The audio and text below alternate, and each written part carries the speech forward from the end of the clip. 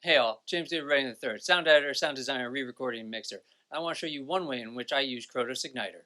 All right, this is how I use Krotos Igniter in an ad for my client, Anthony Pietro Monaco. Anthony always has great visuals and always willing to collaborate on making great sound design. And this ad happened to lend itself beautifully to Krotos Igniter. And what I'm going to show you today is making the sound for this little automated robot here. This robot comes out and stops and then moves to the side and goes up. And these are automated robots for this company that is going to be building pods to change out car batteries for electric vehicles, almost like a gas station. So this doesn't exactly exist yet, and we have to come up with what it sounds like. Now, we wanted it to be smooth and we wanted it to be sleek, but it also had to be automated. And so I thought it would have a unlock sound and then a slide forward and then a lock in place sound. And that's what we're going to do today with Krotos Igniter. So if you don't know Igniter yet, definitely check it out. It's got so many cool things to it. They have a load of presets already in here that if you wanted to just go with real world cars, you could. If you wanted to do helicopters, you could do Foley with it in cars. You could do sci-fi vehicles, sirens, everything. They got a bunch of cool stuff. We're not going to use a preset today. This is something that I needed to create just for this ad. So I went to clean start. And again, wanting it to be something sleek and sort of high-endish, what I'm going to start with is going to the Granular library over here. You have 4 different tabs here in which you can do different types of design elements with.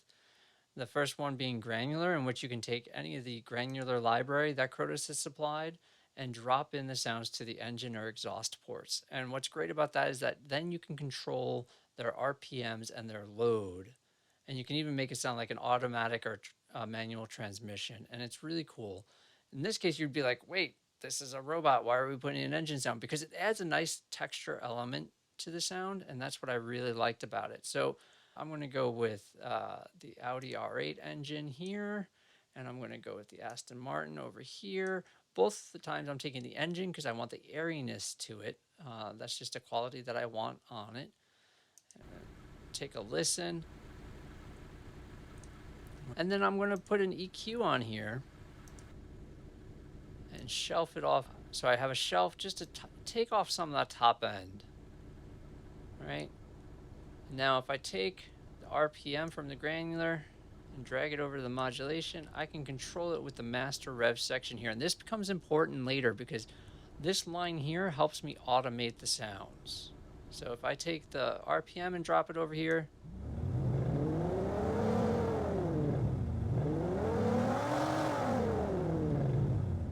I can get this really cool rev sound and control over here. Now, I also wanted to control the load because that's going to help deviate the sound a little bit. And I'm going to take the load. I don't want it to drop all the way down to 0, and I don't want it to go all the way up to 100.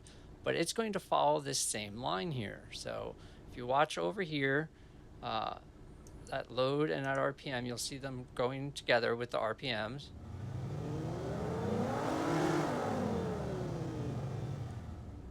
Cool. Now we saw on the robot before that robot sort of starts up, comes and stops, right? So I'm going to automate that sound. I'm going to automate that with this line right here in the mod section. And I'm going to pull it down so that when we go all the way through with the RPMs, it's going to be at 0 and come back to 0. And in the middle, I'm going to put a hump. I'm going to put a little bit of a bump there. And by doing that, now I can just ride all the way through the RPM, start to finish, and it'll go up and down.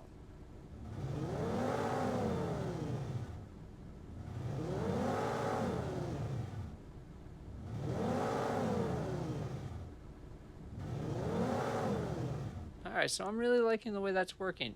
Next thing I kind of want to do is I want to add a little more smoothness to it, and I'm going to change the shuffle depth to do that. Make it a little less steppy, allow it to jump around a little bit more in the sound. And same with the RPM smoothing. I'm going to up that a bit. Somewhere around there.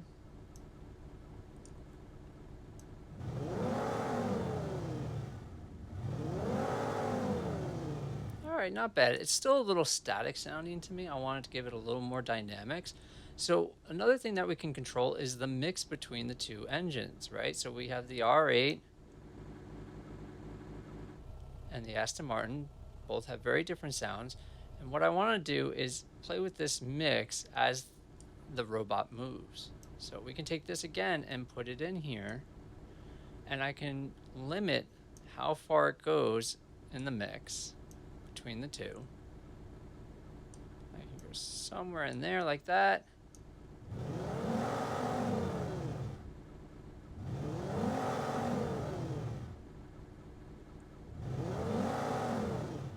All right, I'm liking that. It's giving us enough little movement in it. It's changing the sound a little bit. The load is causing it to sound like the robot maybe has a little bit of restraint, a little bit of torque on it. So that's sounding pretty good to start us off. Now I'm going to mute this because otherwise we're just going to be hearing the Granular engine the whole time. And we're going to switch over to Synth next. With the Synth tab, we can add up to 5 different oscillators with different blends of waveforms, allowing us to create even more unique sounds. In this case, I'm going to turn on our first one, and you can hear that it's got a nice little buzz to it because it's a mix between this ramp and sine wave. And we're going to change it a little bit. We're going to make it a triangle and a sine. We're going to drop it down to 60 hertz, and we're going to blend it a little bit more, just so it has a little bit of an edge to it. Excellent. And then I'm going to turn on the frequency modulation, in which you can change the amount of modulation caused by another frequency.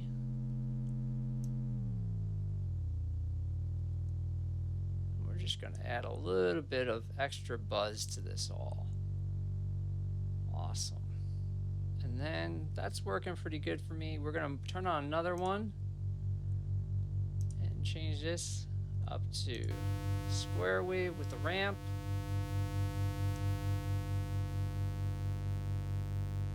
Give it a little more zappiness, I think.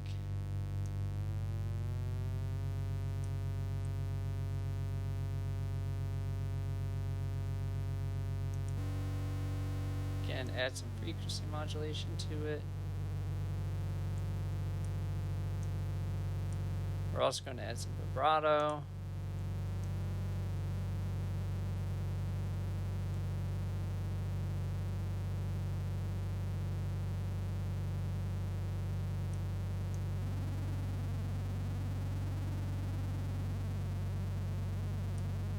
And some amplitude modulation to it.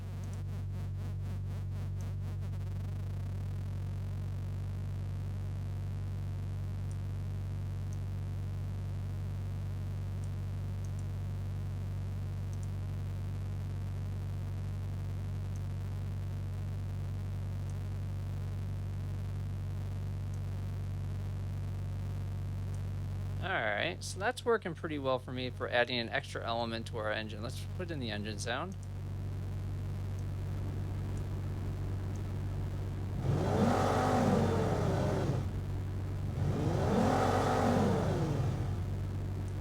Alright, 2 issues with this though.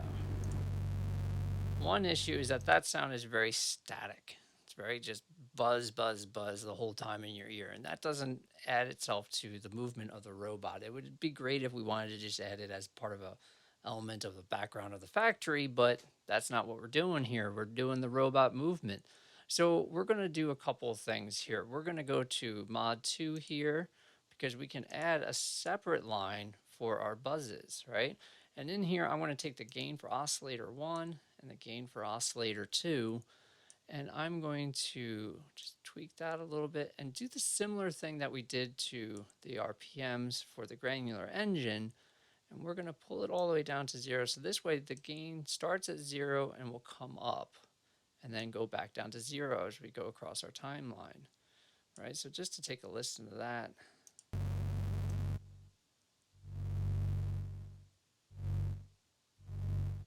Okay, so that's giving us something. It's not really giving us movement, but now we can add another effect. And what's great is here in this mixer section here, we can add separate effects for each tab. So Granular, we put an EQ on.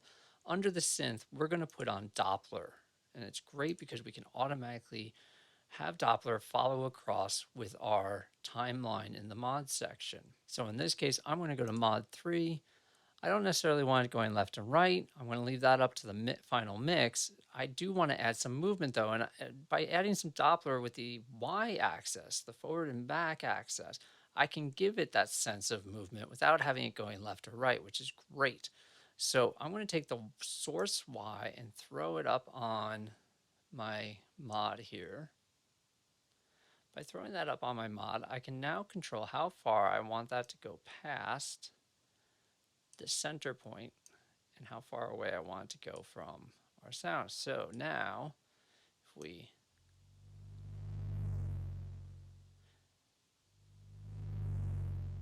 now we get this cool Doppler effect happening with it. I'm going to ramp the synth up a little bit.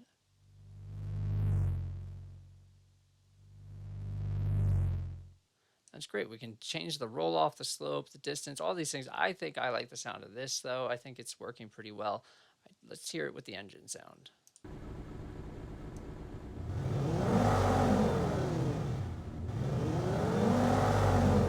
All right, so our engine's a little loud. Let's knock that back down again.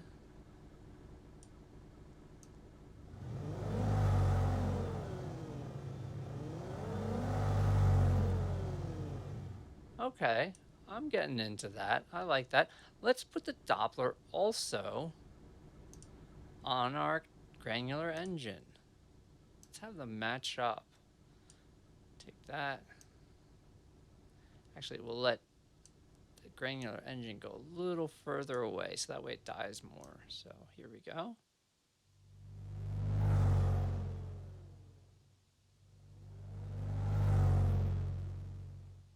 All right, so now we're getting some great movement to our sound. I'm really enjoying that. It's really working well for me.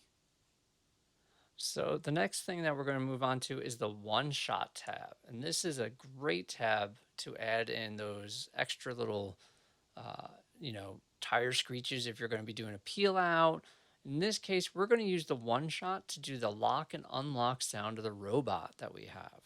All right, so with the one-shot, we can pick up to 4 different samples that we can trigger along the timeline as we do our master revs. They give us a great library of sound files, plus you can also go and find your own files that you'd like to use. They give us Foleys and all sorts of other ways to do it. I want to use, well, that's a little big. I don't mind that, so why don't we take this and drag it over here. And we're going to go just for this little piece here in the beginning, just that unlocking sound or that locking sound. I like that. And up here on the timeline, we can go ahead and add our trigger points. And if you double click, you add an arrow that automatically triggers when going to the right. If you click that again, it's now triggering when going to the left. Click it one more time, you have it triggering in both directions. And one more, you stop the sound. In this case, we want it to trigger when we're going to the right, but we also wanted to be able to trigger it when we're going to the left. So we can go down here and add another arrow in the opposite direction there. Now when we trigger it with our revs,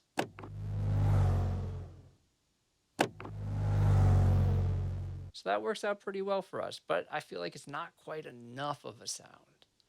I think maybe we want something else. And one of the ones I like to use, if we go to Foley and helicopters, we have these Huey cockpit Foleys, and I like this one.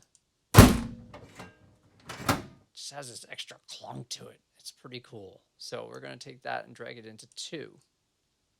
And you can control what speed your samples are playing back at and what gain they're playing back, which you can do with either a knob or with an envelope. And in this case, we're going to take the envelope of our speed and we're going to just cram it right around there so it starts off a little slow and then gets up to speed faster. And we can do a little bit extra modulation there. And then we're going to trigger this. We want this to trigger in both directions. So I'm going to put the diamond on both sides so that it triggers both directions here. And I'm going to knock down the volume of this one because we don't need it quite so big. Let's take a listen.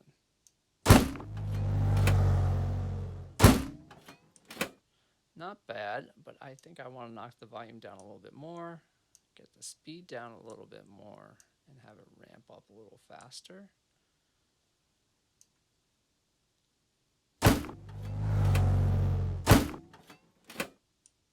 All right, and I don't think we need that last lock part. We think we just need the big clunk. All right.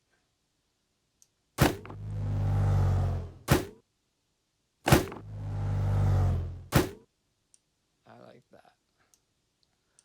By that, just knock down overall the one-shot volume.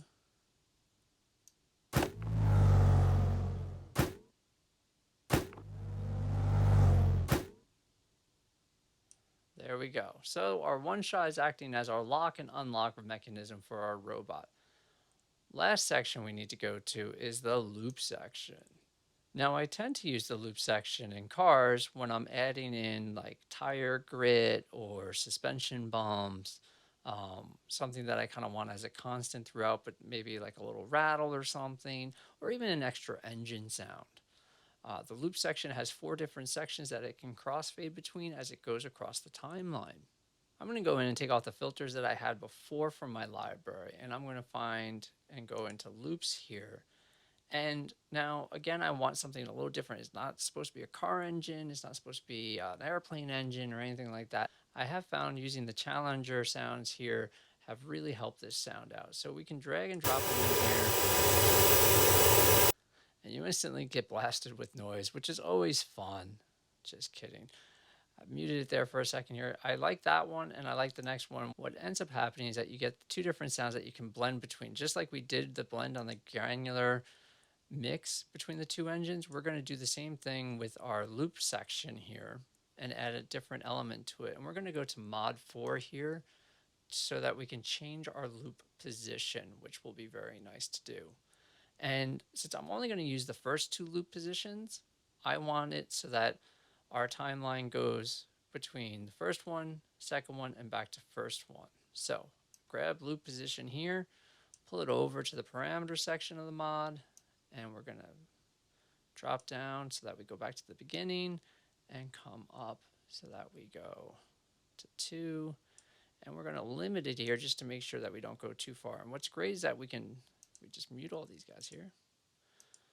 What's great is we can just go through and see where it's going. Oh, it's going a little too far into 3 there. Okay, well, we don't need to go that far into 3, so let's drop it down a little bit. Now let's see where we go. Oh, there we go. We just kissed the edge of 3, the crossfade there, and then come back. Let's take a listen and see how that sounds for us.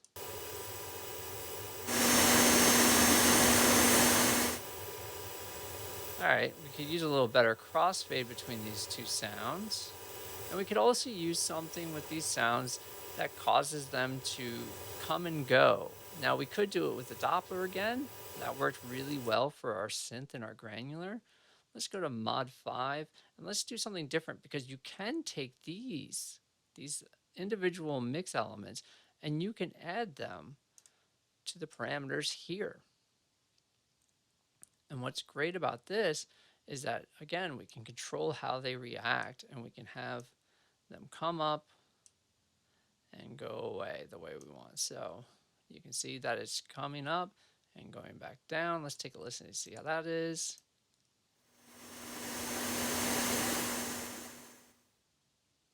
All right, so we get a little bit too much of 2 and not enough of 1. So let's bring our crossfade that way maybe and take a listen.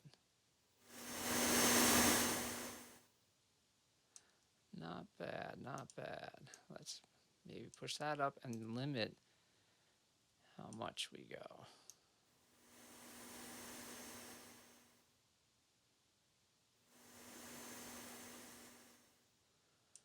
Maybe we don't let it drop all the way down to 0.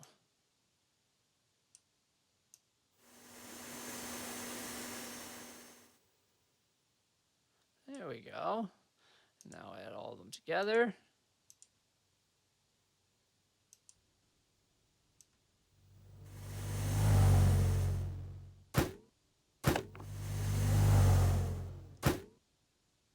So that's sounding pretty good to me. Let's take a look and see how it works with our robot. Let's see if we can do this. Oh, that was my own bad, see? Okay, I'm liking that. That sort of gives us the sound of the robot moving forward here. Okay, now let's do something that actually makes it follow the robot. Okay, so what's great with Igniter is that we can automate everything that we just played with. And if we go over here, we can set up and go up to master RPM. And if we go here, we know we want to start there. So we can go ahead and put an automation point there. And then we want it to stop down the road or the track, so to say, right about there. Let's make sure. Looks like that is the frame that we stop on. So go ahead and write a point there. And we know at that point we want it to go all the way up to 1. And so when we use the power of automation, we can time it perfectly with our robot. That's just one way I use Krotos Igniter, and that's just scratching the surface. Until next time.